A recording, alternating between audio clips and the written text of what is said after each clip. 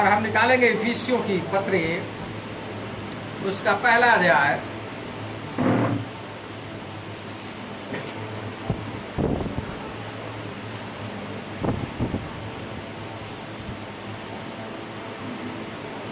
और 17 से लेकर के 23 पद तक हम लोग इसको पढ़ेंगे। 17 से लेकर के 23 पद।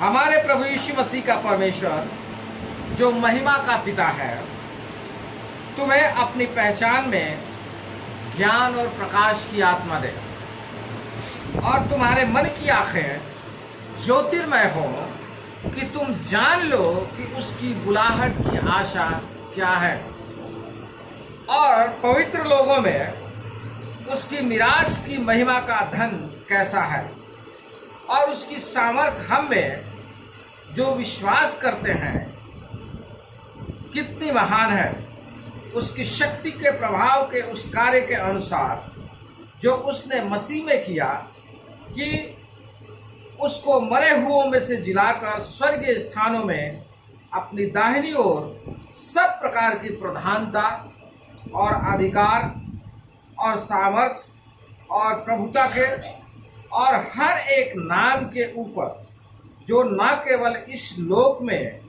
पर आने वाले लोक में भी लिया जाएगा बैठाया और सब कुछ उसके पांवों तले कर दिया और उससे सब वस्तुओं पर शिरोमणि ठहराकर कलीसिया को दे दिया। यह उसकी देह है और उसकी परिपूर्णता है जो सब में सब कुछ पूर्ण करता है। परमेश्वर अपने वचन पे आशीष दे। हम इस वचन के द्वारा क्या सीखते हैं, ये हमें जानने की आवश्यकता है। हमारे प्रभु यीशु मसीह का परमेश्वर जो महिमा का पिता है, महिमा का मतलब उसी का स्तुति, उसी की बड़ाई, उसी की प्रशंसा, उसी की सब कुछ होना है, आदर भाव सब, क्योंकि वो हमारा परमेश्वर है, महिमा के योग्य है, प्रशंसा के योग्य है, बड़ाई के योग्य है। यहाँ संसार में सब लोग अपना नाम चाहते हैं, सब लोग अपने आप को बड़ा बनाना चाहते हैं और दूसरे को छोटा बनाना चाहते हैं। लेकिन क्या परमेश्वर से बड़ा कोई है जिसने सब कुछ को सिरजा, आपको भी सिरजा? परमेश्वर से बड़ा कोई नहीं। लेकिन हम लोग उस परमेश्वर को भी हम छोटा बनाना चाहते हैं, महिमा नहीं देना चाहते और हम सोचते हैं उस परमेश्वर से हम लड़ लेंगे, भिड़ लेंगे और हम जीत जाएंगे। कभी सर्वशक्तिमान परमेश्वर से कोई जीत सकता है क्या? कोई लड़ सकता है क्या किसी भी बात में? अगर वो छोटी सी बात हाँ कर दे तब भी आप नहीं जीत सकते, ना कर दे तब भी नहीं जीत सकते। इतने से शब्दों में आपकी सब कुछ है और थोड़ी सी समय के लिए वो अपनी सांस रोक ले तो फिर क्या? फिर तो आप गए, वेंटिलेटर पे पहुंच जाते हैं, सांस की थोड़ी सी कमी हो जाती है, लेने में कमजोरी हो जाती है तो वेंटिलेटर पे तुरंत हम पहुंच जाते हैं। लेकिन वो परमेश्वर जो सब कुछ का करता है, जो आपको उस वेंटिलेटर से उतारने की सामर्थ्य रखता है, उस परमेश्वर से हम भिड़ जाते हैं, लड़ाई करते हैं और फिर हम वेंटिलेटर से नीचे नहीं उतरते। ध्यान रखिएगा। इसलिए वो कह रहा है कि वो इतना महान परमेश्वर है जिसकी तरफ की हमारा उंगली भी उठा नहीं सकते। इसलिए दाऊद बोलता है, परमेश्वर के सामने थरथराते और कांपते हुए आओ और चुपचाप रहो, कहीं तुम्हारे मुंह से अशुद्ध शब्द न निकल जाए।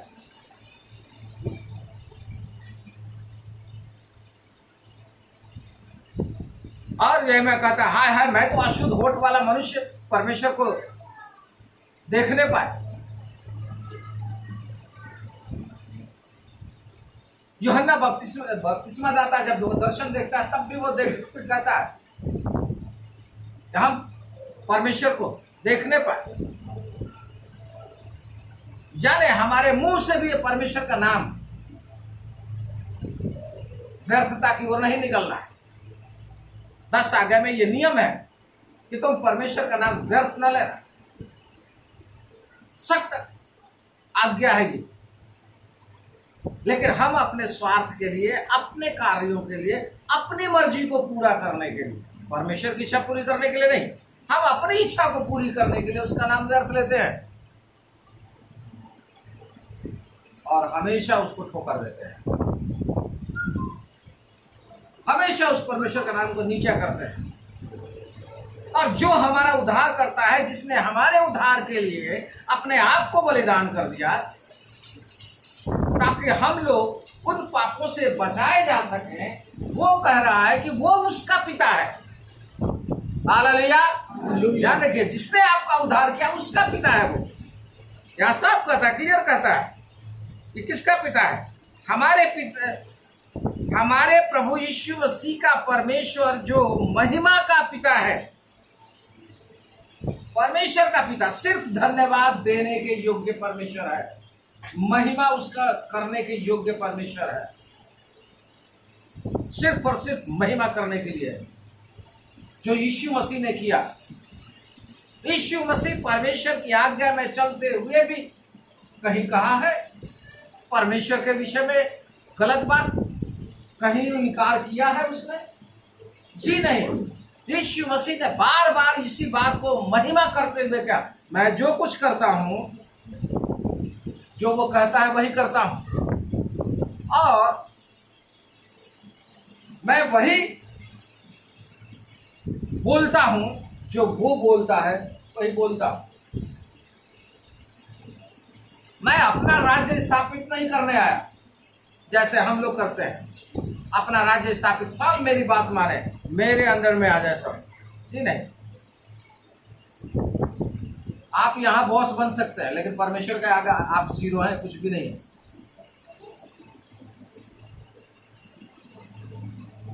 आपकी बॉस बनना उसके इशारे पर निर्धारित है। उसने थोड़ी सी उंगली हिलाई तो आप बॉस खत्म हो जाए।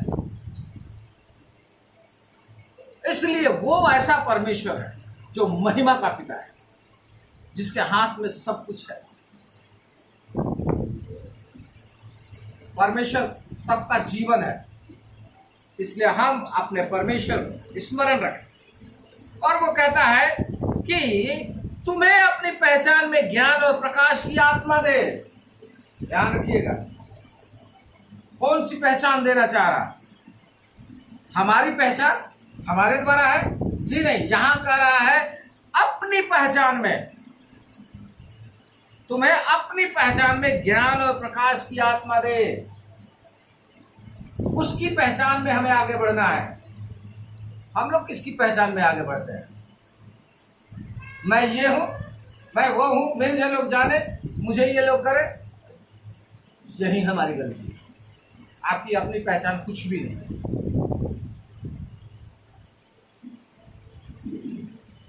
आपकी पहचान कुछ भी नहीं है। यीशु मसीह में है तो आपकी पहचान है, यीशु मसीह में नहीं है तो आपकी पहचान नहीं है।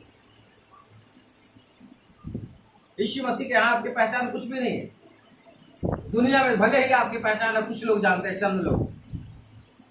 सोचिए, आपको कुछ लोग जानते हैं तो आप कितना घमंड कर रहे हैं।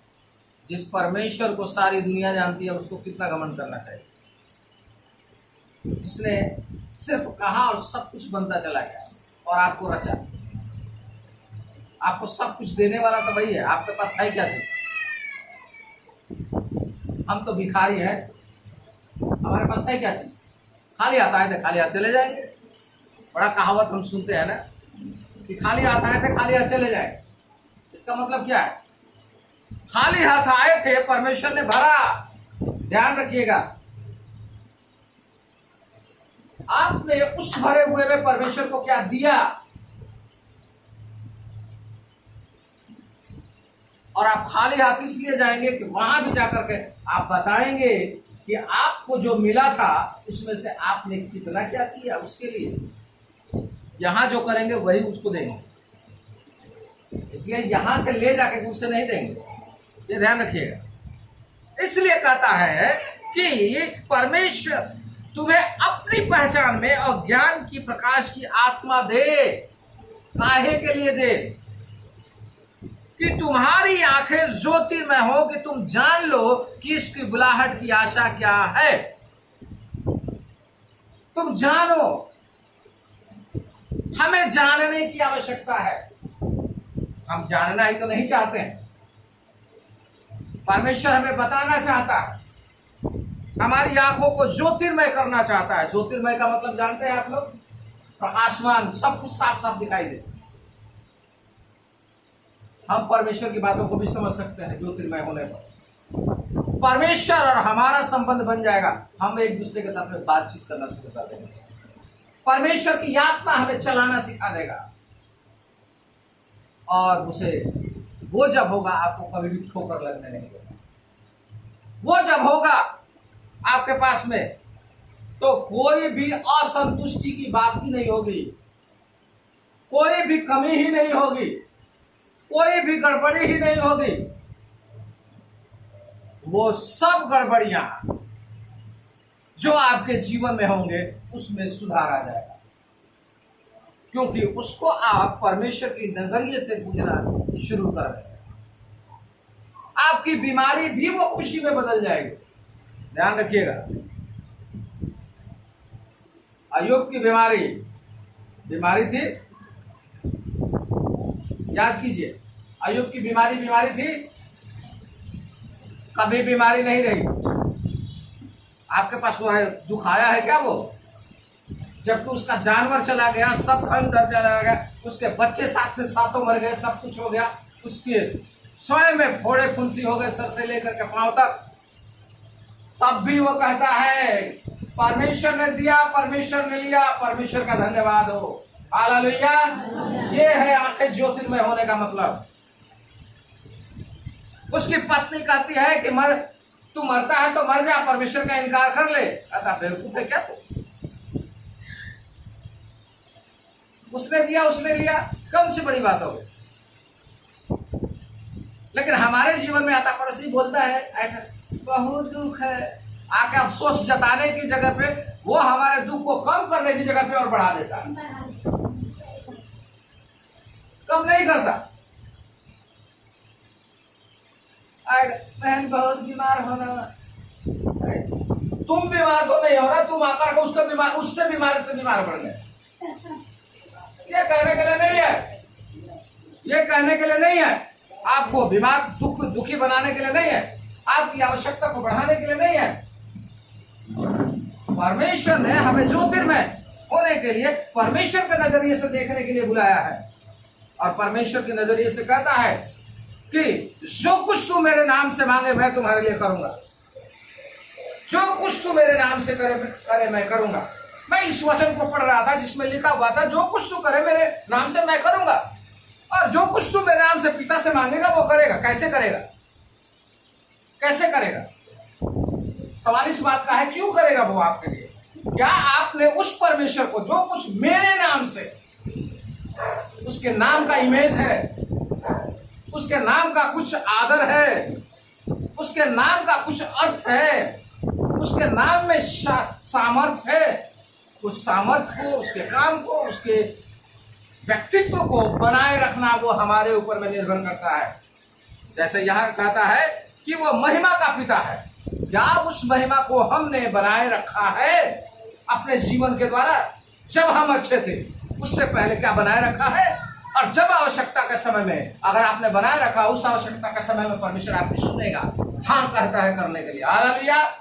ये परमेश्वर का वायदा है, आपका वायदा नहीं है।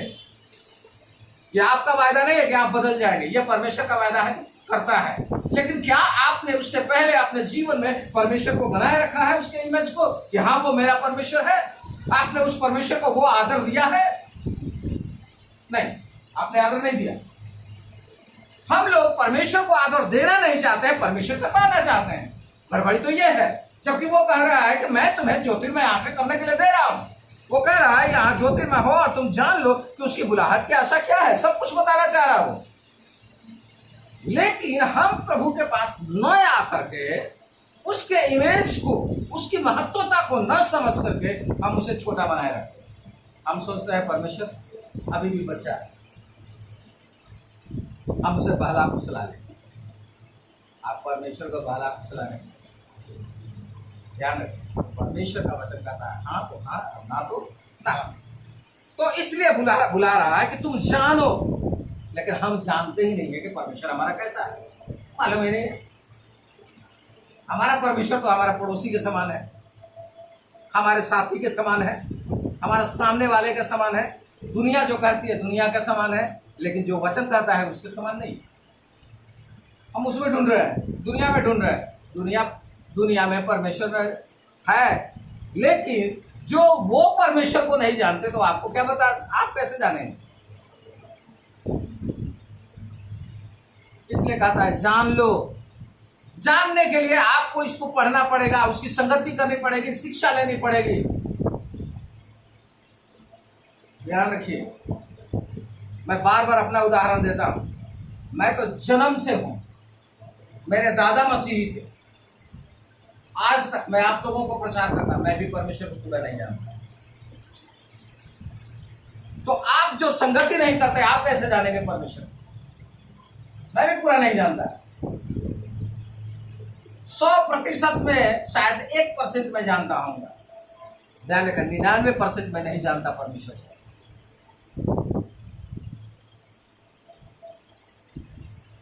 मैं जीरो हूं परमेश्वर के सामने।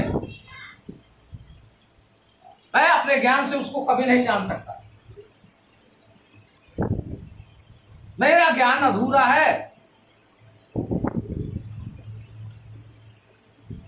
लेकिन जितना जानता हूं वो सिर्फ इसलिए वचनों से जानता हूं, उन संगतियों को करने से जानता हूं, उन लोगों से मिलने से करता हूं, जानता हूं। हम यहां आप लोगों की तरह ही नहीं रहते हैं, हम संगति करते हैं, हम भी शिक्षा को ग्रहण करते हैं। अभी भी ये मेरी सारी शिक्षकों की पुस्तकें हैं जो हम शिक्षा प्राप्त करते हैं। अभी भी पढ़ने के लिए हम अभी भी जाते हैं, ज्ञान प्राप्त करने के लिए। सिर्फ मैं अकेला सब कुछ नहीं जानता, ऐसा व्यक्ति घमंडी व्यक्ति कहता है, और परमेश्वर घमंडियों का सामना करता है। ध्यान रखिए, मैं सब कुछ जानता हूं, मुझे सब मालूम है। सब मालूम है तो आप घमंडी है। भरेगा ग्लास में पानी, डालेगा कब? जब खाली होगा तभी तो।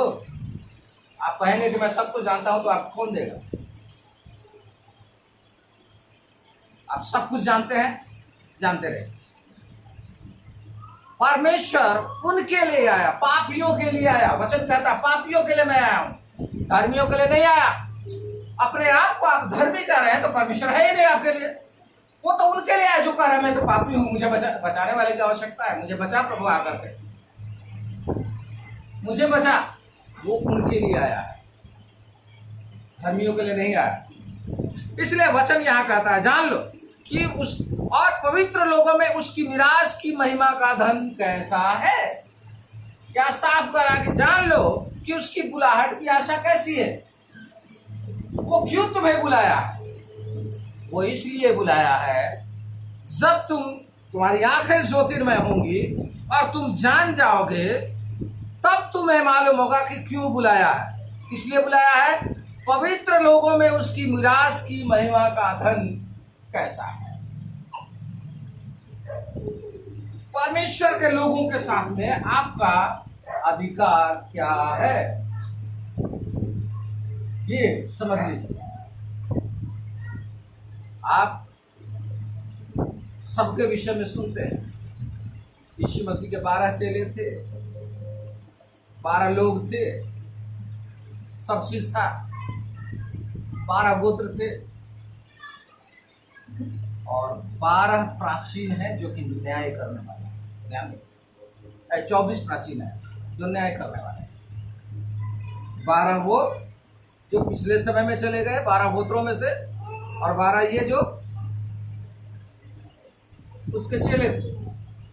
न्याय करने के लिए 24 लोग हैं, 24 प्राचीन आपके सम्मुख खड़े हैं। तो उनके साथ में आपकी सहभागिता क्या है? उनको तो अधिकार मिल गया, आपको क्या है? परमेश्वर कहता है जब हम जानेंगे तब हम जान जाएंगे। जब वचन जान जाएंगे, ज्योतिर्मय आंखें हो जाएंगी, तो हमें मालूम हो जाएगा उन 12 चेलों से हम कम नहीं है। हालेलुया, ध्यान रखिएगा, उन 12 चेलों से हम कम नहीं है।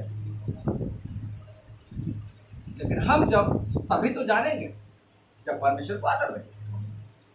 और ये कहता है कि सब कुछ ये अधिकार किसको दिया है, ये जानना बहुत जरूरी है। ये अधिकार कहता है यीशु मसीह को जिला करके स्वर्ग स्थान में दाहिनी ओर बैठा दिया उसको, और सारा अधिकार दे दिया।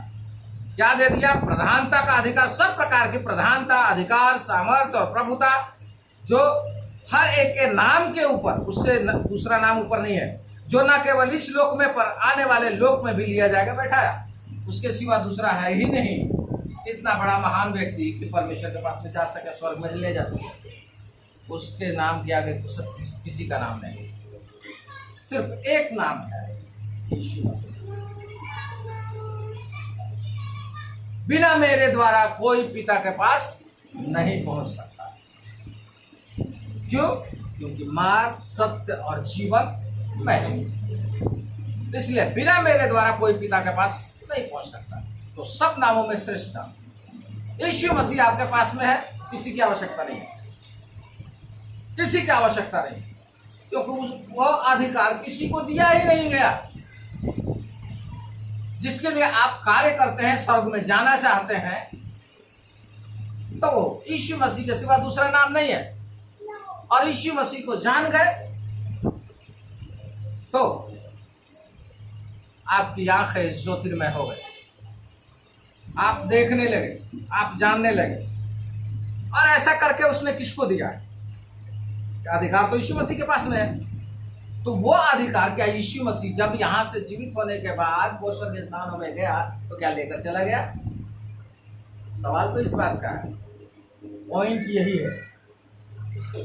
महिमा का पिता वो है परमेश्वर, और इस संसार में सबसे ऊंचे पर विराजमान प्रभु यीशु मसीह, जो हमारे बीच में डेरा किया, मारा गया, गाड़ा गया और तीसरे दिन मृतकों में से जी उठा, और स्वर्ग स्थान में अभी भी वो परमेश्वर पिता के दाहिने हाथ विराजमान है। सारा अधिकार उसके हाथ में है।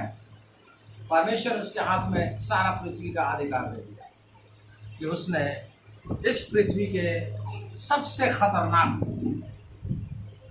जहरीले वाण को उसने खत्म कर दिया, और वो है मृत्यु। हालेलुया, उसने उस पर विजय को प्राप्त किया। इसलिए मृत्यु पर विजय प्राप्त करने के कारण उसको अधिकार सारा मिल गया। और वो अधिकार क्या किया?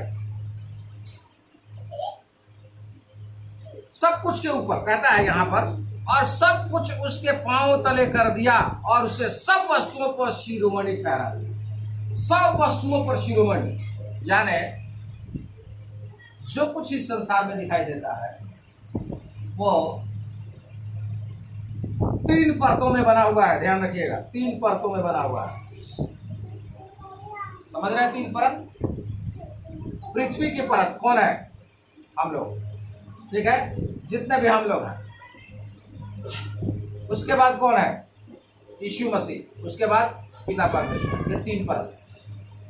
हम बिना यीशु मसीह के परमेश्वर के पास नहीं पहुंच सकते, आधा स्वर्ग में नहीं पहुंच सकते। तो सारा अधिकार परमेश्वर ने यीशु मसीह को दिया है, और यीशु मसीह को आप जानते हैं। तो सारा अधिकार तो यीशु मसीह के पास हुआ। यीशु मसीह तो मरने के बाद तीसरे दिन जी उठा, वो स्वर्ग में चला गया, तो वो अधिकार कहाँ गया? क्या वो अधिकार लेकर के चला गया? नहीं। जैसे बहुतों को अधिकार इस संसार में, बहुत कहानियां पढ़ते हैं, हमारे पास ये बाण था, वो बाण था, ये बाण था, वो बाण था। यीशु मसीह लेकर के चला गया क्या? अगर ऐसा होता तो यीशु मसीह स्वार्थी होता, वो हमारा प्रभु कभी नहीं होता। ध्यान रखिए। इसलिए यीशु मसीह ने कहा कि तुम मुझसे भी बड़े बड़े काम करोगे। ये अधिकार उसने दिया। हालेलुया, ये ध्यान रखिए। और ये अधिकार किसको दिया है? और सब वस्तुओं पर शिरोमणि ठहराकर कलीसिया को दे दिया। हालेलुया। कलीसिया कौन है? ये अधिकार तो हमारे पास में। हम कहाँ ढूंढने जा रहे हैं? बाहर। हम अधिकार को ढूंढने जा रहे हैं। भाई आपके पास अधिकार है, बहन आपके पास में अधिकार है, बहन उसके पास में है, मेरे लिए ये हो सकता है, वो हो सकता है। आप कहाँ ढूंढ रहे हैं? अधिकार तो आपके पास में है, अधिकार बाहर में नहीं है। कलीसिया आप हैं, आपके पास में अधिकार है। अधिकार आपने अपना खो दिया है, क्योंकि आप उसको जानना नहीं चाह रहे हैं, उसको पहचानना नहीं चाह रहे हैं। ये अधिकार आपके पास में है और वह उसकी देह है। कलीसिया क्या है? उसकी देह है, और यह उसी की परिपूर्णता है जो सब में सब कुछ पूर्ण करता है। उसी कलीसिया के द्वारा सब कुछ पूरा करेगा। शैतान को हराने के लिए अब यीशु मसीह नहीं आएगा। क्या अभी यीशु मसीह आता है शैतान को हराने के लिए? शैतान यहाँ आएगा, यीशु मसीह आएगा हराने के लिए? आप लोग कई बार देखे हैं ना, एक हमारी बहन एक आती थी संगीता में, याद है, औरंगाबाद की। उनको भगाने के लिए शैतान को और यीशु मसीह आया था? नहीं आया था। आया था, ऐसी बात नहीं है कि नहीं आया था, आया था, आया था। लेकिन कब आया था? आपकी और हमारे द्वारा। ध्यान रखिएगा, सारा ताकत और बल तो उसके पास में है, और उसने किसको दे दिया? अपनी सामर्थ ताकत आपको और हमें दे दिया। तो कलीसिया के पास ये अधिकार है।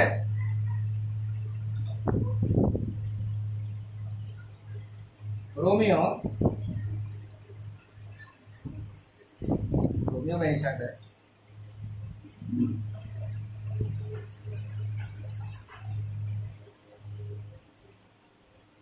हाँ, रोमियो में है ये 16 का। शांति का परमेश्वर शैतान को तुम्हारे पांवों से शीघ्र कुचलवा देगा। हालेलुया। ये यीशु मसीह नहीं कहता है मैं कुचलूंगा। उसको कुचलना था, कुचल दिया, उसने उसको हरा दिया। कुचलने का काम किसका है? आपका है।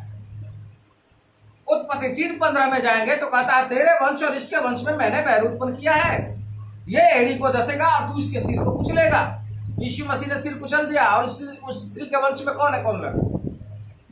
ध्यान रखिएगा, वहां 2 जाति बनती है, एक विश्वासी एक अविश्वासी। जो स्त्री के वंश में है वो विश्वासी है, जो स्त्री के वंश में नहीं है अविश्वासी है। इसलिए विश्वासियों को यह अधिकार दिया गया है, उसी कलीसिया को, कि तुझसे तेरे पैरों से, विश्वासियों के पैरों से शैतान को कुचलवा देगा। हालेलुया। यह अधिकार है आपका। जब तक आप नहीं जानते कलीसिया में मेरा अधिकार क्या है, तब तक आप कुछ नहीं कर सकते। और कलीसिया क्या है? कहता है वो मेरी देह है। कलीसिया क्या है? देह है, और यह उसकी देह है, और देह में ही सारी परिपूर्णता परमेश्वर ने रखी है।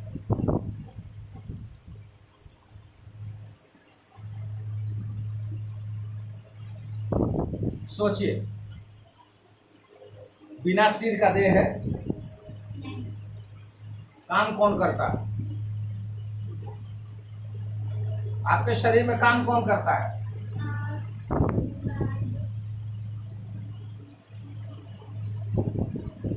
आपकी शरीर में काम कौन करता है? बताओ ना आप। दिमाग से, हाथ से, पैर से काम। दिमाग आपका काम करता है? नहीं, परमेश्वर देते हैं। जी हाँ, हाथ पैर काम करते हैं। ध्यान रखिएगा, आपका हाथ पैर काम करते हैं, वो संचालन करता है। दिमाग हमारा संचालन करता है। जब हमें चलाता है तब हमारा हाथ और पैर चलता है। जो कुछ भी करते हैं ये पूरे शरीर को चलाता है। तो यीशु मसीह सिर है, शिरोमणि है, वो हमारा शरीर है, हम उसके शरीर हैं, हम अंग हैं, देह है। तो हमें काम तो करना होगा ना। हम काम नहीं करेंगे तो क्या पाएंगे? ज्योतिर्मय बन जाएंगे क्या? हम उसको जान जाएंगे क्या? हम उसके कलीसिया के अंग होंगे क्या?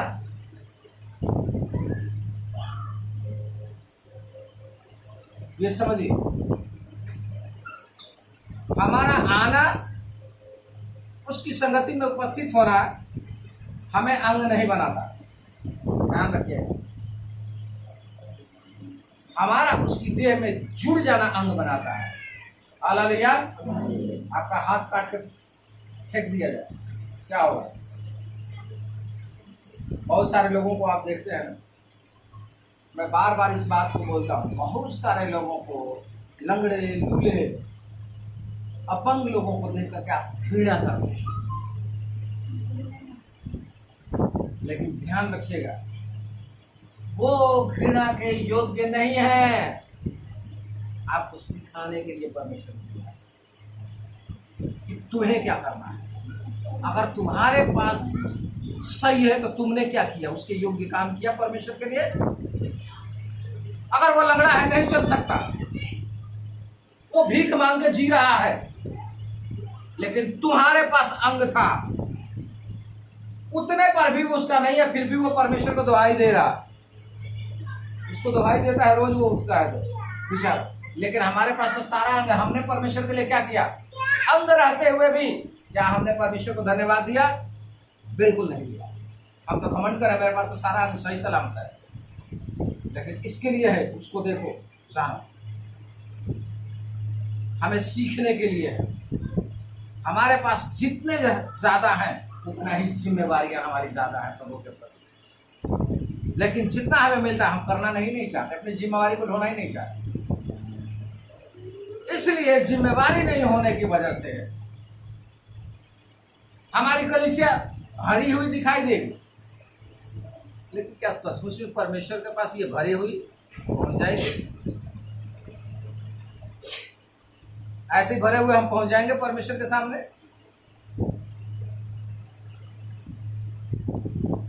चलने पहले शिव के लोग, इतने लोग थे, जगह भी नहीं होता था, लोग सीढ़ी पे बैठते थे, लोगों को बाहर खड़ा होना पड़ता था। क्या ये सभी लोग परमेश्वर के पास पहुंच जाएंगे? जी हाँ, पहुंच सकते हैं। ना का कोई भी अवसर नहीं है, प्रभु ने ये नहीं दिया है। पहुंच जाएंगे अगर हमारे आंखें ज्योतिर्मय हो जाए, हम सभी पहुंचेंगे। इसलिए हमारी आंखें ज्योतिर्मय होंगी, और ये अधिकार कलीसिया के पास है, तो कलीसिया को इस जिम्मेवारी को उठाना होगा, जिम्मेवार बनना होगा, हर चीज में जिम्मेवार होना होगा, हर अधिकार को लेना होगा। जब अधिकार के बाद, जब आप अधिकार लेंगे ही नहीं तो परमेश्वर आपको देगा। समझिए, आप ध्यान रखिएगा।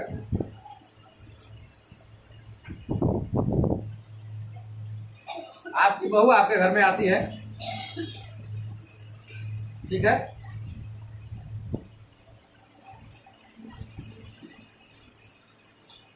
आते ही वो किचन में घुस जाती है, जिस दिन शादी करा के आई थी,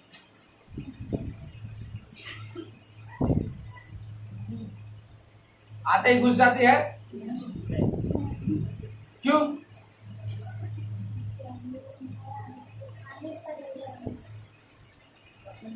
जब तक आप अधिकार नहीं देंगे तब तक वो किचन में खाना नहीं बना सकते, ठीक है? और आप अधिकार कैसे देते हैं? थोड़ी सी आप लोगों की मैं बातें करता हूं। आप कैसे देते हैं? आप कहते नहीं हैं, लेकिन उसको अधिकार देते हैं। क्या करके? वो आई थी तो पहली बार क्या किया था आपने? याद करो तो जरा, सवाल मैं बता रहा हूं। आप लोग नहीं केयर करते हैं, आप भी लोग करती हैं ज्यादातर, लेकिन हम केयर करते हैं उसको। बताइए तो जरा।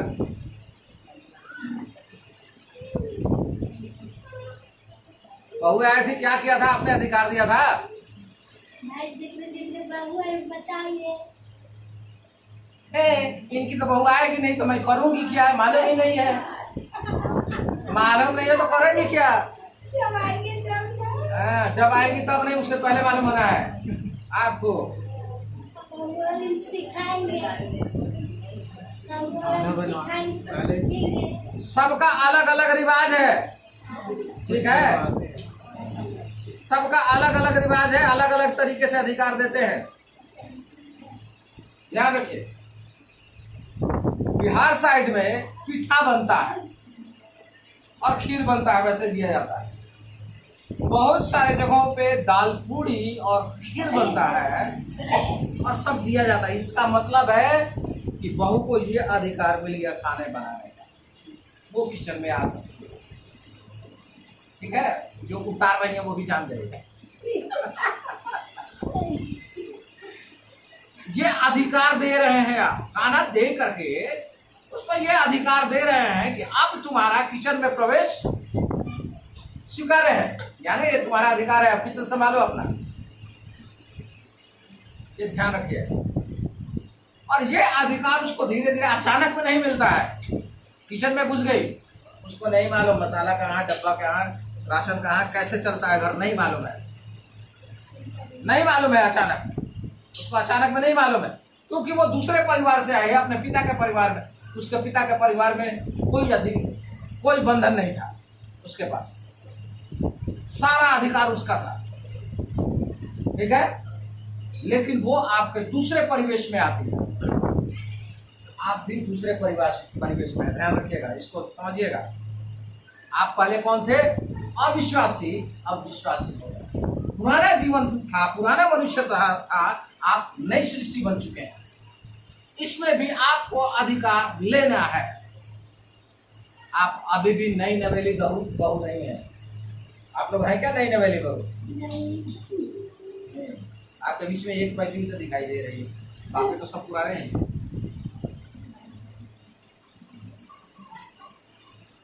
तो कहने का मतलब उसको अधिकार मिलता है और वो धीरे धीरे उस अधिकार को प्राप्त करते हुए वो इतना परिपक्व हो जाती है कि अब आप लोगों के समान अधिकार को आप देने वाले बन जाते हैं। ध्यान रखिएगा, आप भी कभी सास भी कभी बहू थी। तो बहू वाला पार्ट अदा करते करते करते करते उसके पास इतना अधिकार हो गया कि वो अब अधिकार अपने बहुओं को देने लगे। तो एक मसीही व्यक्ति के जीवन में भी यही है। ध्यान रखिएगा, अलगाव बिल्कुल नहीं है।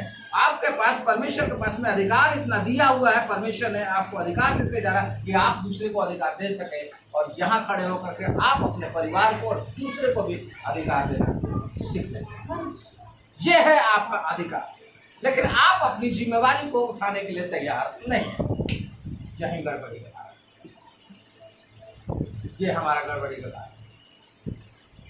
हम अपनी जिम्मेवारी को उठाना ही नहीं चाहते, हम अपने लगे हुए हैं, बस मेरा परिवार, मेरा घर, मेरे बच्चे, मेरे ये, मेरे वो। मेरी कलीसिया कहाँ पे?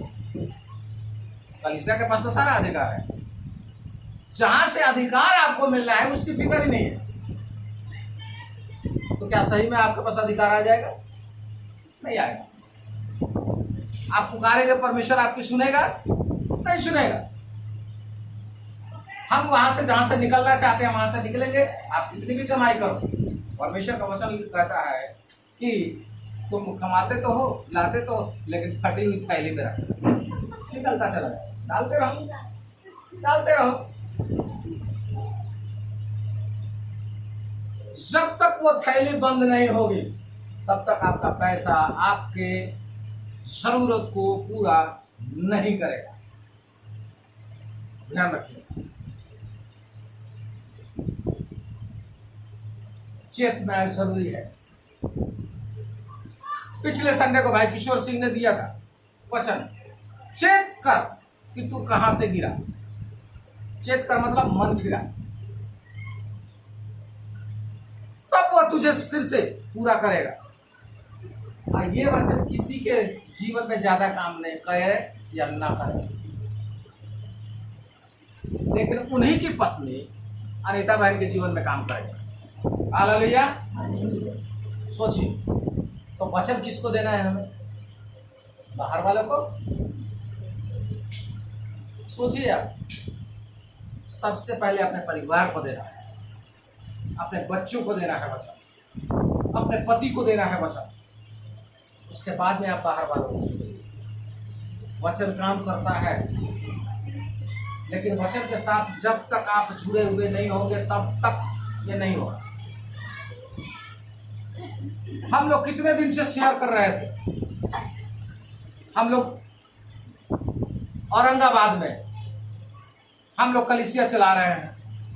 एक जगह में वही संगीता आई, चंगाई को प्राप्त किया, भाई सुदेश गए, वहां कलिसिया शुरू किया। आज वहां 3 कलिसिया चल रही। हालेलुया।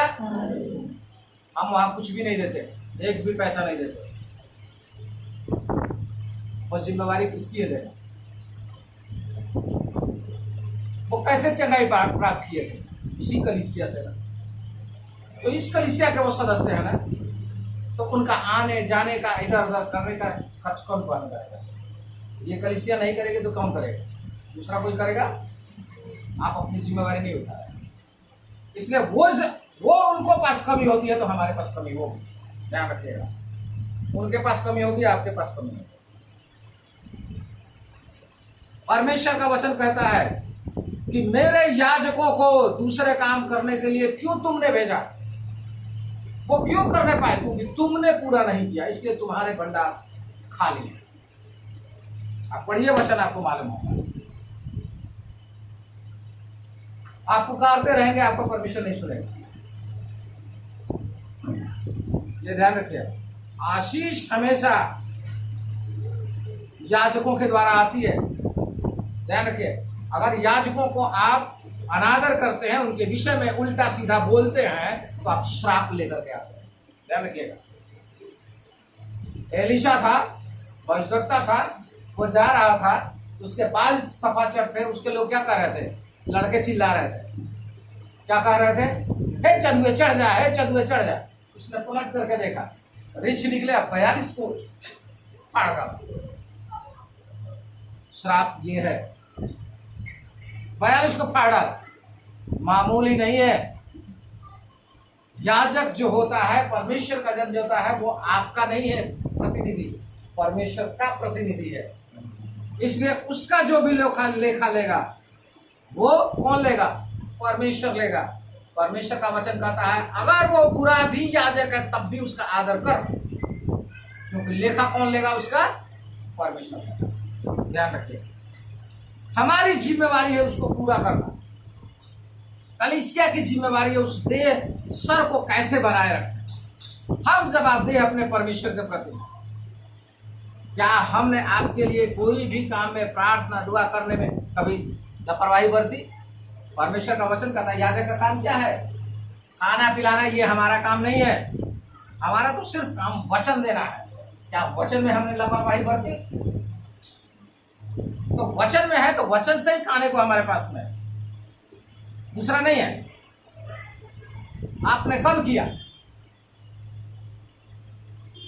आपने उसको कितना मापा? आप अपने बच्चों को रोज खाने के लिए 50 रुपए देते हैं, उससे ज्यादा खर्च हो जाता है, 100 रुपए भी खर्च हो जाता है। लेकिन जब पादरी आपके पास में आता है तो आप 10 और 20 रुपए नोट पकड़ा देते हैं। क्या परमेश्वर ऐसे आशीष देगा? आपने उसको क्या समझा? अपने बच्चे से भी गया गुजरा? इसका मतलब वो आपके घर का सदस्य नहीं है, भिखमंगा है। पादरी आपके घर में आया, वो भिखमंगा है जिस आपके नजरिए से,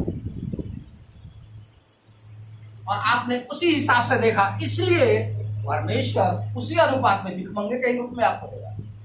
आपके पास भी आवश्यकता रहेगी, हमेशा बनी रहेगी, आपको पूरा नहीं होगा। खरी बातें बता रहा हूँ आपको वचन से, मैं अपनी नहीं बता रहा, वचन में लिखा है। जाइए आमोस में पढ़िएगा, आमोस की किताब आपके लिए बहुत मिलेगा उसमें। आमोस, जकरिया, ये सब में मिलेगा। तो इसलिए हमारी जिम्मेवारी है, कलीसिया की जिम्मेवारी, कलीसिया को परमेश्वर ने उन्नत बनाने के लिए, आशीषित करने के लिए, सब कुछ अधिकार देने के लिए बना दिया। लेकिन कलीसिया अपने आप में लगी हुई है। कलीसिया सिर्फ शिरोमणि के बारे में सोच ही नहीं रही है। ध्यान रखिएगा, अभी प्रभु हमारा, 3 से बताना, अभी प्रभु हमारा, हम यीशु मसीह को जानते हैं। यीशु मसीह के बाद प्रतिनिधि कौन है? आपका प्रतिनिधि कौन है? आपका पादरी है। ध्यान रखिएगा, आप पादरी यीशु मसीह। परमेश्वर तो सर्वेसर्वा है, उसकी तो कोई गिनती नहीं। जो यीशु मसीह को जानता है वो परमेश्वर को जानता है, जो परमेश्वर को जानता है वो यीशु मसीह को जानता है। तो आपका प्रतिनिधि यीशु मसीह पादरी है। शामुएल, जब लड़ाई हो रही थी अमालेकियों के साथ में, तो क्या हो रहा था शामुएल का? हाथ उसका क्या हो गया? थक गया। मूसा था कि शामुएल था? मूसा था। उसका हाथ क्या हुआ? थक गया। और जैसे ही उसका हाथ नीचे गया वैसे क्या होने लगा? हारने लगे, मार धाड़ मचने लगी, ये लोग भागने लगे। तब इन लोगों ने देखा, काले वगैरह ने देखा, अरे ये क्या हो रहा है? अरे हम देख रहे हैं तो शामुएल का हाथ तो नीचे झुका हुआ है।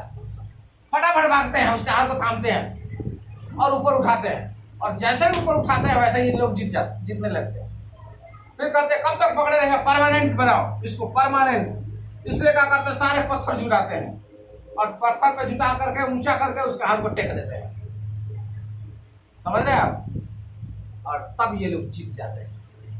उन लोगों के सामने इनकी गिनती कुछ नहीं है। हालेलुया। परमेश्वर ऐसे आशीष देता है। आपके जीवन में आपके याजक के प्रति, पादरी के प्रति, प्रचारक के प्रति क्या अहमियत है, उसके अनुसार आपको आशीष मिलेगी। ध्यान रखिए। इसलिए परमेश्वर का वचन कहता है, तुम इनको नहीं देते हो, मेरा हक तुम मुझे दो और वो हक मैं इनको दूंगा। आप परमेश्वर को देते हैं, परमेश्वर अपने हक को याजकों को देता है। ध्यान रखिएगा, आपका याजक कभी नहीं खाता है, वो तो परमेश्वर का दिए हुए में खाता है। आप परमेश्वर को देते हैं, आशीष कहाँ से मिले? ये यहां से धन्यवाद देता है परमेश्वर उसके प्रति। ध्यान रखिए। और वही बातें हो रही थी। हम औरंगाबाद में, यहाँ वहाँ उदयपुर में हमारी कलीसिया चल रही है। हमारे यहाँ से कुछ भी नहीं है, लेकिन कलीसियाएं बढ़ रही हैं। हालेलुया। क्यों बढ़ रही हैं? जानते हैं क्यों? प्रभु ने क्या कहा था? अगर तुम नहीं बोलोगे तो पत्थर चिल्ला उठेंगे। हालेलुया। पत्थर चिल्ला उठेंगे। ये काम हो रहा है नहीं है, फिर भी वो लोग काम कर रहे हैं। हालेलुया। परमेश्वर उन्हें आशीष नहीं देगा तो किसको देगा? हमें आशीष देगा। वो तो यहाँ रहते थे, यहाँ वहां गए, वहां वार्ड सदस्य चुना गया, अधिकार मिल गया। सोचिए आपको क्या अधिकार मिला? बताएंगे आपको? आपकी मिली हुई नौकरी की छुट्टी, समझ रहे हैं आप? आपकी मिली हुई जो नौकरी थी वो भी छूट गई। जो आमदनी का जरिया बढ़ा हुआ था वो भी घट गया। कारण क्या है? उनका बढ़ गया। अब 1 बजे से उन लोगों का फोन आना शुरू हो जाएगा, तो वहां प्रार्थना चल रही। तो उनके पास वचन कैसे पहुंचे, इसके विषय में हम लोग बातें कर रहे थे कितने दिन से। हम लोग प्लानिंग पर प्रभु के सामने रख प्रार्थना किए। और शायद उस दिन जब वचन में अगर मैं दिया होता यही वाला वचन कि मन फिरा तू कहां से गिरा, तो असर नहीं करता। वो वचन किशोर भाई के द्वारा असर होने वाला था, और बाहर में नहीं होने वाला था, अपने ही परिवार में होने वाला था। ध्यान रखिए, परमेश्वर कैसे बातचीत करता है आपको कभी समझ में नहीं आएगा। अपने ही परिवार। और आज हमारे पास वो सुविधा आ चुकी उन्हीं परिवार के द्वारा, जब हम अपना सुसमाचार उन तक, जहां वाला सुसमाचार पहुंचाए, ये रिकॉर्ड हो रहा है आपके साथ। ये उन्हीं लोगों के लिए। कितना खर्चा? इतना है, कितना खर्चा लगेगा? तो अनिता बहन खड़े रहेंगे, आधा आप दो, आधा मैं दूंगी, दोनों ने मिलकर के आधा। हालेलुया। हम लोग क्या करते हैं? एक पति ने दे दिया ना, हो गया, काफी है। यहाँ तो पत्नी लड़ बैठी, आधा मैं दूंगी तो आधा तुम दो। और ऐसा नहीं कल देना, अभी निकालो, अभी निकालो, जेब में से उसी समय में निकलवा लो, अभी निकाल। अपना जेब टटोली तो नहीं मिला, मैं कल दूंगी। उन्होंने कहा कि मेरे में से निकाल कर दे दो, लेकिन पेटीएम नहीं हो पाया, इसलिए गड़बड़ हो, तो फिर कहे कल दे दूंगा, निकलवा। दूसरे दिन आ गए और ये आपके सामने आ गए। तो परमेश्वर अपने लोगों की आवश्यकता को जानता है। ये हमारी आवश्यकता नहीं है, ध्यान रखिएगा। ये किसकी आवश्यकता है? ये किसकी आवश्यकता है? हमारी आवश्यकता है ये नहीं, ये औरंगाबाद, उदयपुर, इन सब की आवश्यकता है। तो उन लोगों ने जो प्रार्थना किया है अभी तक बिना कुछ किए, उन लोगों की आवश्यकता पूर्ति परमेश्वर ने किया है। हालेलुया। आप प्रार्थना करेंगे, परमेश्वर कहता है मैंने सारा अधिकार कलीसिया को दिया है। वहां की कलीसिया प्रार्थना कर रही है, क्या होगा? उनके लिए होता जाएगा। हमारे लिए परमेश्वर करना चाहता है, कलीसिया का यह अधिकार है, हम अपनी जिम्मेवारी को लें, तभी जाकर के हम फलवंत होंगे। बिना जिम्मेवारी लिए नहीं फलवंत होंगे, आशीषित बिना लिए वो नहीं होंगे। मैं नहीं चाहता मेरे पास कोई जिम्मेवारी हो सुसमाचार सुनाने की। पिछले समय में भाई किशोर सिंह संभालते रहे दान को, 10वां अंश को, वो अभी थक गए, करे कोई देता ही नहीं तो मैं क्या करूं। मन में यही सोचा, उन्होंने कहा कि ये वापस लीजिए रजिस्टर से, मेरे पास आ गए। मैंने देखा देने वालों के दाम कितने देते हैं लोग, महीने में 3,500 आ रहा है, 3,000 आ रहा है। 3,500 में आपके बच्चे का पेट नहीं भरता है, परमेश्वर आशीष देगा क्या? सोचिए तो आपके कलीसिया के लोग आशीषित होंगे, उन्नति करेंगे, आगे बढ़ेंगे। ध्यान रखिएगा। एक कहानी बताता हूँ आपको। पहले एक व्यक्ति था, जो ये सच्ची घटना है, उन लोग आते थे जाते थे, गाड़ी नहीं थी, तो उन लोगों ने सेकंड हैंड में लिया था प्रिया स्कूटर। ठीक है, प्रिया स्कूटर लिया था। और उन लोग संगठित उस समय में कलीसियाई रूप में थोड़े से थे। फिर उन लोगों संगठन जैसे कलीसिया उन लोगों की चलने लगे और उन लोगों ने प्रभु के सेवा के लिए अपना सब कुछ देना शुरू कर दिया और बढ़ चढ़ करके देना शुरू किया। 6 महीने भी नहीं लगे, कार आनी शुरू हो गई। हालेलुया। 6 महीने भी नहीं लगे, कार आनी शुरू हो गई उन्हीं लोगों के बीच में। और धीरे धीरे धीरे धीरे उन लोगों के पास सारी सुविधाएं हो। ये ध्यान रखें। एक पिछले समय में एक पादरी साहब आए थे, वो बता रहे थे हमारी कलीसिया का गरीबी का कारण क्या है। कलीसिया के गरीबी का कारण है न देना परमेश्वर के हक को। परमेश्वर का हक को चुराएंगे आप, आपकी चोरी होएगी। आप चोरी करेंगे, वो डकैती करेगा। ये ध्यान रखें, क्योंकि उसी प्रकार से वो आशीष देता है। आप देंगे, आपको कितना कहता है आशीष देने के लिए? सरोखा खोल करके। तो आप नहीं देंगे तो क्या करेगा? लेगा कैसे? सरोखा खोल कर लेगा भी वैसे ही। आप उससे बच नहीं सकते कभी भी। किसका लेखा लेंगे आप? किसका लेखा लेंगे आप? आपका बच्चा गलती कर रहा है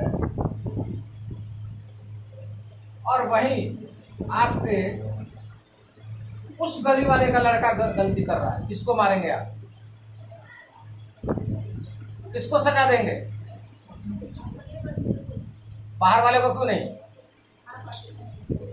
बाहर वाले को देंगे तो वो गड़बड़ी हो जाएगी, आपके जीवन में लट लेकर के आ जाएंगे। आप अपने बच्चे को, क्योंकि आप अपने बच्चे को जिम्मेवार बनाना चाहते हैं और आप जानते हैं कि मेरा बच्चा है, इसलिए जिम्मेवारी मेरे बच्चे की है। परमेश्वर भी वैसे ही है। ये जिम्मेवारी दूसरे को नहीं देता, ये ध्यान रखिएगा। ये जिम्मेवारी आपको और हमको देता है, ये पूरा करना है। वो अपने बच्चों से चाहता है पूरा करना। कौन क्या दे रहा है उससे नहीं होगा, ध्यान रखिएगा। कोई सोने का मुकुट चढ़ा रहा है, कोई क्या चढ़ा रहा है, कोई क्या दान कर रहा है, इससे मतलब नहीं है। आप क्या कर रहे हैं उससे मतलब है उसको। उनको दान से कुछ नहीं मिलने वाला, आप कुछ भी करते रहे, लेकिन आपके दान से आपको बहुत कुछ मिलने वाला है। परमेश्वर वायदा करता है अपने लोगों से, अपने बच्चों से वायदा करता है, तो अपने बच्चों को ही देगा खुराक। आप अपने बच्चों को खाना आप ही देते हैं, दूसरा कोई नहीं देता। तो वैसे ही जो हमारा स्वर्ग पिता है हमें भी वही खाना देगा। लेकिन जब तक अन्न दूध पीने वाले थे दूध पिला रहा था, अभी तो अन्न खाने वाले बन गए, कमाने के लिए। अब उसको देने के लिए समय हम नहीं दे रहे। हमारी गरीबी का मुख्य कारण यही, ध्यान रखें, हमारी कमी का मुख्य कारण यही, हमारी आवश्यकताएं, हमारी जरूरतों की पूर्ति न होने का कारण यही। इसलिए हमारे पास सब चाहिए, परमेश्वर के लिए कुछ नहीं चाहिए। क्यों नहीं चाहिए परमेश्वर के लिए भाई? परमेश्वर तो आज्ञा देता, हक मांगता है, आप नहीं करते। तो इसलिए आपकी जिम्मेवारी है। जिम्मेवारी हम कितना समझते हैं, सोचिए। जिम्मेवारी क्या क्या है? बस देना जिम्मेवारी है।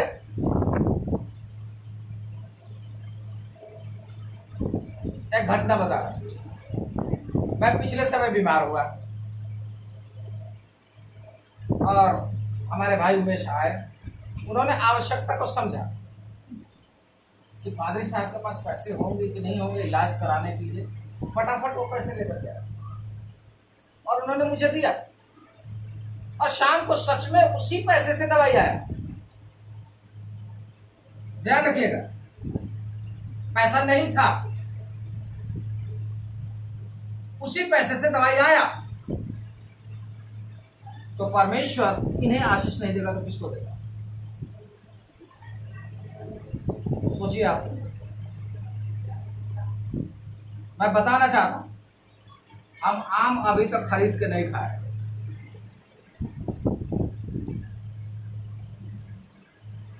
अभी तक खाए नहीं है आम। एक दो मैच भाई आए, पानी साहब बड़ा भाई साहब ये मैं चलता, अरे पानी तो पी लो, क्या है ये आम लाए थे। 5 किलो ला रहा था, लेकिन मैं सोचा पहले दे 2 किलो।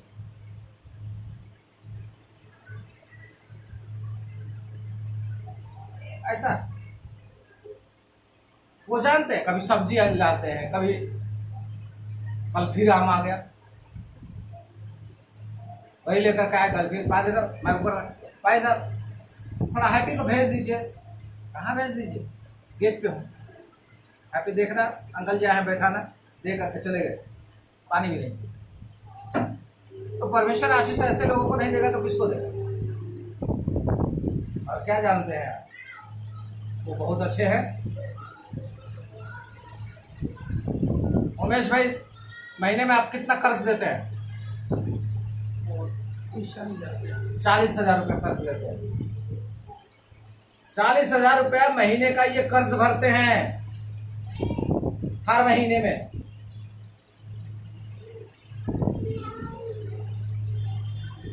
और ये कर्ज कब का है? 17 का, मसीह में आने से पहले का, समझिए आप। और अभी कितना रह गया? 1.5 साल रह गया। देखिए, गुजर गया, निकल गया, अभी 1.5 साल रह गया। धीरे धीरे परमेश्वर इनको सामर्थ दे रहा है उसको देने के लिए। और ये कहते हैं कि पता नहीं कैसे हमारे पास में उपाय हो जाता है।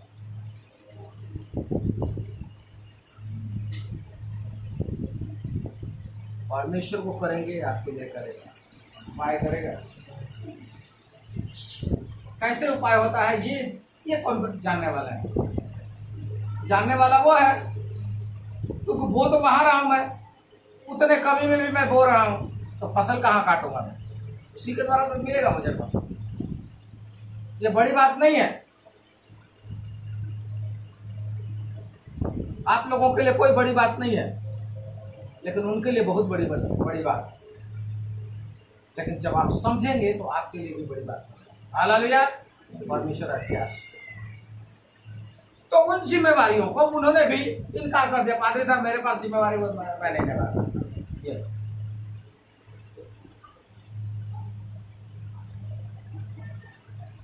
और वही 3,500 में चल रहा था। और आपको बता रहा हूं, उसी में आज तक किसी भी बात की घटी नहीं हुई। हालेलुया। जब आवश्यकता होती है तब हमारी पूर्ति हो जाती है। जब आवश्यकता होती है रोने की जरूरत नहीं पड़ती हमें, कभी भी नहीं रोते हम, क्योंकि हमें मालूम है हमारा बाप कौन है। हमारा बाप कौन है हमें मालूम है। वो स्वर्ग पिता है जो हमारे लिए सब कुछ करने के लिए तैयार है। आपका बाप कौन है, इस पर भरोसा है? फलाने पे फलाने पे फलाने पे फलाने पे फलाने पे। हम वैसे भरोसा नहीं रखते, लोगों पे भरोसा नहीं रखते। आपकी कमाई आपको मुबारक। आपके पैसे पे हमारी नजर नहीं है, हमारी नजर परमेश्वर पर है। ध्यान रखिए। और क्योंकि आप परमेश्वर के लोग हैं, इसलिए हम परमेश्वर ने उस जगह पे रखा है कि हम आपको चिताएं कि आप आशीष को प्राप्त करने के लिए बुलाए गए। हम दान नहीं चाहते, पौलुस भी करता है, लेकिन ये चाहता है कि आप उन्नति करें, क्योंकि आप मसीह की देह हैं। और मसीह की देह को क्या किया है? सारा अधिकार दिया है ताकि आप अधिकार को प्राप्त करें। वो प्राप्त करने का अधिकार, प्राप्त करने का आपके पास अधिकार है, तो उसको लेने के लिए उस रास्ते पर चले। इसलिए कलीसिया में बहुत सारी जिम्मेवारियां, कोई लेने को तैयार नहीं। मीटिंग होती है, हम साफ करते हैं, इसकी तैयारी हम करते हैं। साफ सफाई से लेकर के कुर्सी वगैरह जो साफ साफ आपको मिलता है, रोज हम साफ करते हैं। ये भी एक जिम्मेवारी, ध्यान रखें, ये भी एक जिम्मेवारी। हमारे बच्चे साफ करते हैं, ये भी एक जिम्मेवारी। कलीसिया की तैयारी कैसे करना है? हम लोग क्या देखते हैं, आओ 9:30 बजे, कितना टाइम हो गया, चलो। हम लोग कभी नहीं ये सोचते हैं कि 9:30 बजे चर्च होने वाला है, हम जाकर तैयार करें, जबकि हमारी जिम्मेवारी है हम जाकर के तैयार करें। मैं बार बार उदाहरण देता हूं। हमारे गांव में जब मैं जवान था तो हमारे गांव में कलीसिया 9:30 बजे ही लगती थी, लेकिन हम घर से 7 बजे निकल जाते थे।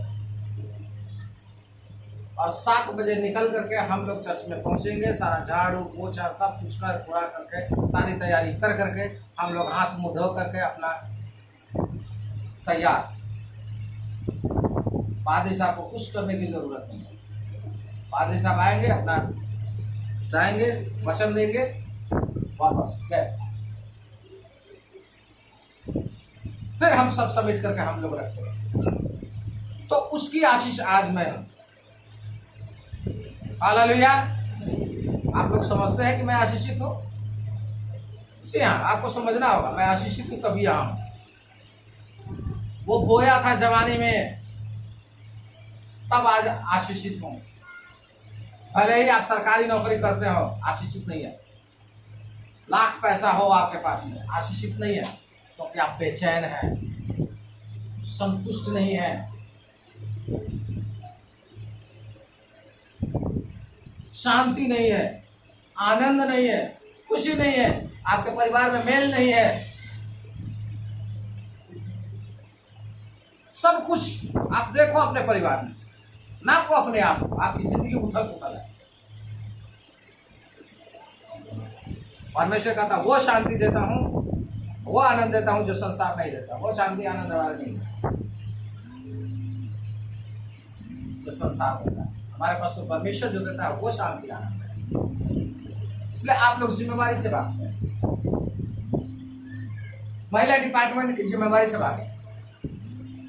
आज बहन अनिता संभाल अपनी जिम्मेवारी पे खड़े होकर बोलने से भी लोग नहीं मेरी जिम्मेवारी नहीं है, उसकी उनकी जिम्मेवारी है। उनकी जिम्मेवारी नहीं है, हम सबकी जिम्मेवारी है।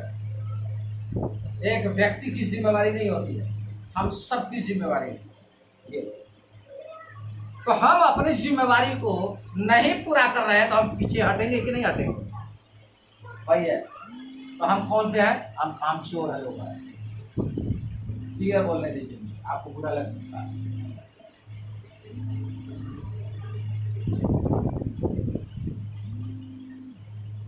कुछ बोल रहे हैं? कामचोर लोग हैं। और परमेश्वर, कामचोर का मतलब आलसी। दूसरा शब्द अगर अच्छा इस्तेमाल करेंगे तो आलसी। तो परमेश्वर आलसी को क्या कहता है? जा चींटियों के पास सिखा तो रहा, हम सीखने को तैयार नहीं है। उसको कह रहा जा चींटियों के पास सीख, जो धूप काल में अपने लिए भोजन वस्तु बटोरती है। लेकिन हम लोग जो भी सीखने का तैयार नहीं है, रोज को हमें सीखने को मिलता है उसी के तरीके से हम नहीं सीख रहे हैं। हमारे मनोरंजन के लिए हमारे पूरे दिन भर रहेंगे हम लोग अपने घर में, कुछ भी होता है हमारा ठीक है। लेकिन परमेश्वर को समय देने का होगा तो क्या होगा?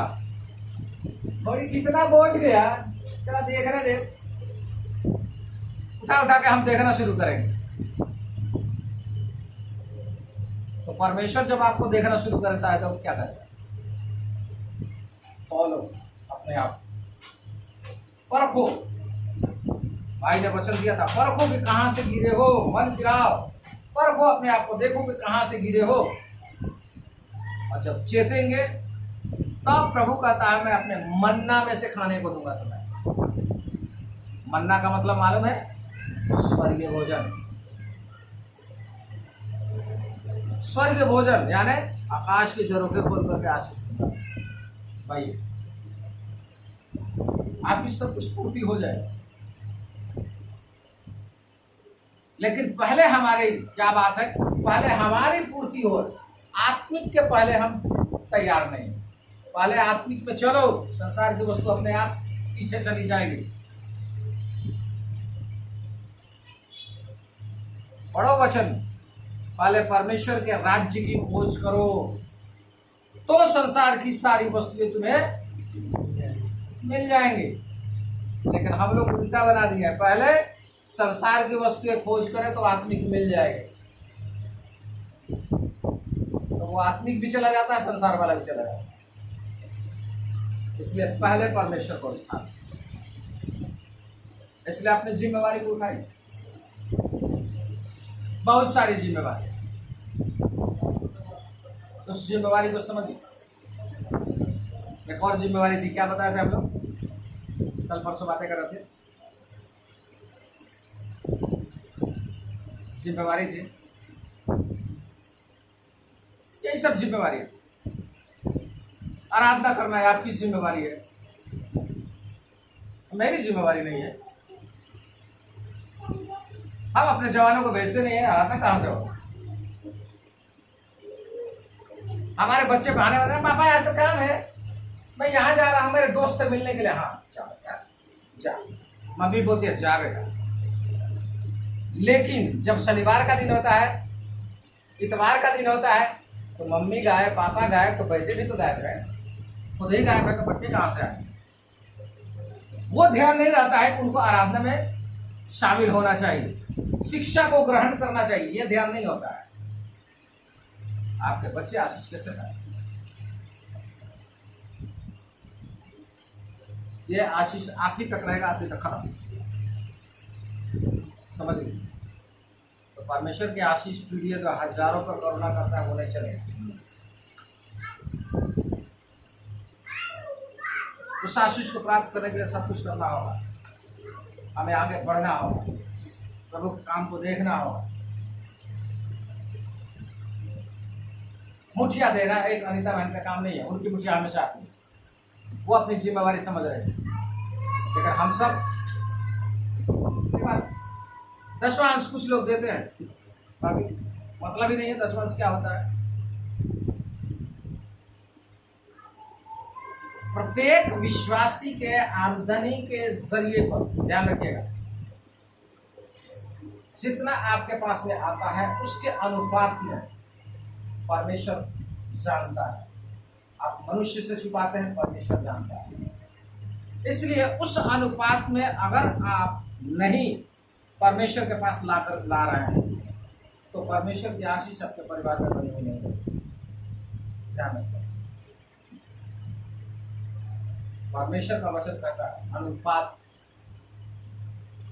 जो कुछ तेरे पास फसल होए उस समय में फसल का दिया जाता है।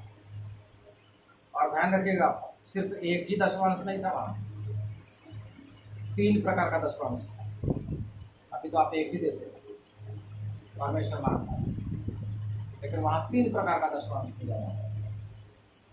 और 7 वर्ष में अपना सब कुछ परमेश्वर के लिए छोड़ दिया जाता था, यानी सब कुछ परमेश्वर का, आपका कुछ नहीं मिलता। 7वें वर्ष 1 साल पूरा परमेश्वर को देना पड़ा, ये था। तो इस प्रकार से चलता था, परमेश्वर आशीष बढ़ देता था। और आज भी बढ़े हुए हैं हम लोग, ऐसा नहीं कि आज बढ़े हुए नहीं, आज भी बढ़े हुए, आज भी वो करते हैं। और सारी दुनिया कांपती है उन लोगों से। छोटा सा देश है, उत्तर प्रदेश से भी छोटा सा देश है इस्राइल, सारी दुनिया का। इसलिए हम लोग भी सचेत हो जाए। परमेश्वर हमें सिर बनाया, पूंछ नहीं बनाया, ध्यान रखिए। और परमेश्वर कहता है कि तुम मांगने वाले नहीं, देने वाले बनोगे। ध्यान रखिएगा, देने वाले बनाना चाहता है, लेकिन हम लोग आज भी मांगने वाले बने हुए हैं। समझिए, मांगता कौन है? समझिए, तो मांगने वाला कौन बना है? क्योंकि हम खुद बने, हम देने वाले है नहीं। वचन कहता है लेने से देना उत्तम है। तो वो देने वाला हमें बनाया है, उत्तम बनाया है। ध्यान रखें, छोटा नहीं बनाया है, उत्तम बनाया है। इसलिए उत्तमता की ओर चलें और अपनी बुद्धि को थोड़ा सा परे रखें परमेश्वर के साथ। अपनी बुद्धि को मत चलाएं ज़्यादा, ठीक है? तू अपनी समझ का सहारा न ले, वरन संपूर्ण मन से परमेश्वर पर भरोसा रखें। आपकी बुद्धि हमेशा परमेश्वर के विरुद्ध में चलेगी जब तक कि आपका आंखें ज्योतिर्मय नहीं होंगी और जब तक आप परमेश्वर को नहीं जान लेते। इसलिए आप लड़िए उससे। वो कहता है ना, परमेश्वर कहता है हाँ, तो परमेश्वर में हाँ करिए, ना को परे रहने दीजिए। परमेश्वर ने इतनी समझ आपको दी, ज्ञान दिया है कि आप जान सकें परमेश्वर के वचन के द्वारा इस सच्चाई क्या है। परमेश्वर हमेशा आपके भले के लिए सोचने के लिए तैयार है। इसलिए अपनी जिम्मेवारी को निभाएं, अपनी जिम्मेवारी को करें। महिला डिपार्टमेंट का है, मंगलवार को महिलाओं की जिम्मेवारी है ये पूरा करने की, कि ये महिला डिपार्टमेंट कैसे चले, ये मेरी जिम्मेवारी है। लेकिन ये लोग क्या सोचते हैं, वो अनीता बहन की जिम्मेवारी है, मैडम की जिम्मेवारी है। मैडम की जिम्मेवारी नहीं है, कलीसिया के अंग आप हैं। वो लोग तो सिर्फ अगुवाई आपका कर रहे हैं। अगर आप नहीं आएंगे तो क्या मैं क्या करूँगा? मैं आपके साथ जुड़ा रहूंगा या खाली कुर्सियों से बातचीत करूंगा मैं? जी नहीं, मैं कहीं और चला जाऊंगा। खाली कुर्सियों से बात नहीं करूंगा मैं कहीं और चला जाऊंगा, रोड पे खड़े होकर प्रचार करूंगा। लोग आएंगे, दूसरे लोग सुनेंगे। जैसे उन लोगों को बुलाया गया था, अपने ब्याह में न्योता दिया था अपने बच्चों को कि जाओ बुला ला। तो कोई कह रहा मैं तो शादी करने में व्यस्त हूँ, कोई कह रहा मैंने बैल खरीदा है, कोई कह रहा कि मैंने खेत खरीदा है, कोई कुछ बहानेबाजी लगा रहा है। परमेश्वर कह रहा है छोड़ उन लोगों को, वो कह रहा है छोड़ उन लोगों को, जा और जा करके चौक पर से पकड़ ला। अच्छा, चौक पे से किसको पकड़ा जानते हैं आप लोग? जो दीन और लाचार थे, जो भूखे और प्यासे। ध्यान रखिए।